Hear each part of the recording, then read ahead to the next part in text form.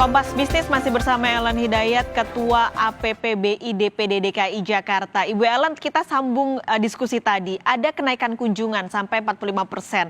Tapi pembelian juga meningkat nggak, Bu, laporan dari tenan? Jadi ini boleh dikatakan jumlah pengunjung, traffic dengan omset yang diperoleh para tenan itu hampir dikatakan berbanding lurus. Jadi memang untuk contohnya resto-resto dine-in. Sampai hari ini masih dibatasi kapasitasnya 50%. Jadi tidak boleh melebihi 50%. Itu sebabnya untuk omset para tenan berkisar di antara itu. Oke. Lebaran akan menambah penjualan nggak nih, Bu, kira-kira? Kami terus terang tidak terlalu optimis karena kami juga melihat bahwa program vaksinasi belum sampai menyeluruh pada saat bulan ini. Kemudian di samping itu kami juga melihat bahwa daya beli masyarakat untuk level menengah ke bawah di pusat belanja ini sangat rendah, jadi turun. Kenapa daya beli sedemikian rendahnya? Karena boleh dikatakan bagaimana diketahui selama 1 tahun ini banyak perusahaan-perusahaan atau company yang terpaksa juga menutup usahanya, berarti melakukan layoff ataupun PHK. Demikian pula juga ada pengurangan gaji dan lain sebagainya ataupun fasilitas bagi para karyawan. Nah, ini tentu menyebabkan karyawan yang level menengah ke bawah itu harus benar-benar menjaga keuangannya. Ya, boleh dikatakan tabungan juga sudah berat, sehingga daya beli untuk membeli produk-produk yang biasanya mereka lakukan tentu harus agak menahan diri. Berbeda dengan pusat belanja yang melayani customer menengah ke atas.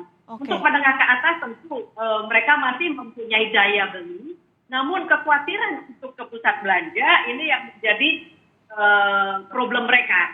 Itu juga menyebabkan mereka bertahan dan tidak banyak berbelanja, kecuali memang sangat membutuhkan ya untuk produk-produk harian dan lain sebagainya. Jadi daya beli ini menjadi sesuatu yang kami lihat akan menjadi problem bila mana pergerakan ekonomi tidak cepat bisa bergerak kembali. Oke, jadi menarik, menengah atas daya belinya ada tapi takut, sementara menengah bawah daya belinya rendah, tapi terbilang tidak setakut ketika kelas menengah atas untuk pergi ke pusat perbelanjaan, seperti itu, Bu? Benar. Oke, nah tadi Bu Ellen juga cerita PHK sudah terjadi 30-40%. Laporan sepanjang pandemi ini, Bu, sudah berapa banyak tenan yang tutup? Jadi tenan di pusat belanja selama 1 tahun ini kami pantau dan mendata itu rata-rata sudah di 5% sampai 15% dari luas area. Kita menghitung tenan itu dari luas area. Misalnya suatu mall areanya adalah 60.000 meter persegi, maka mereka kadang-kadang sudah antara 5 sampai 15% itu sudah tidak ada. Kenapa demikian? Karena tenan-tenan itu ada yang melakukan kebetulan kontrak habis tidak memperpanjang. Ada yang melakukan juga early termination, jadi belum jatuh tempo kontraknya tapi sudah menutup usaha. Kemudian ada juga yang mau meneruskan tetapi mengecilkan tempatnya. Nah, ini semua terjadi tentu kami melihat bahwa sebenarnya sebelum pandemi itu banyak ada perusahaan-perusahaan retail yang ingin membuka ataupun mungkin sudah berencana membuka. Tetapi yang kita lihat adalah tidak adanya kepastian berusaha di bidang retail, karena selama ini peraturan-peraturan yang dikenakan kepada pihak pusat belanja maupun retail adalah tiap 2 minggu sekali. Bagi pengusaha, mereka memerlukan suatu kepastian berusaha sehingga mereka bersedia untuk melakukan investasi. Nah, ini yang menyebabkan mereka saya wait and see aja dulu. Lebih baik saya tutup dulu deh, nanti lihat lagi kalau memang keadaan cepat membaik, mungkin saya cari tempat lain dan saya membuka kembali. Nah, ini yang menyebabkan saya mengatakan bahwa terjadinya perlambatan ekonomi.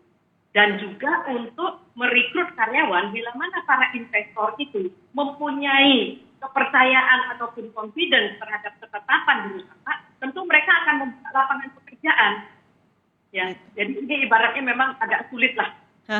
Memang harapannya semuanya ini vaksinasi bisa jadi jalan keluar, meskipun protokol kesehatan tetap yang paling penting ya, Bu, ya. Jangan sampai ini karena pusat perbelanjaan protokol kesehatannya jadi abai seperti Ibu dari pengelola maupun dari masyarakatnya. Terima kasih banyak Ibu Ellen sudah bergabung pagi ini di Kompas Bisnis, Ketua APPBI DPD DKI Jakarta Ellen Hidayat pagi ini di Kompas Bisnis. Sehat selalu Bu Ellen.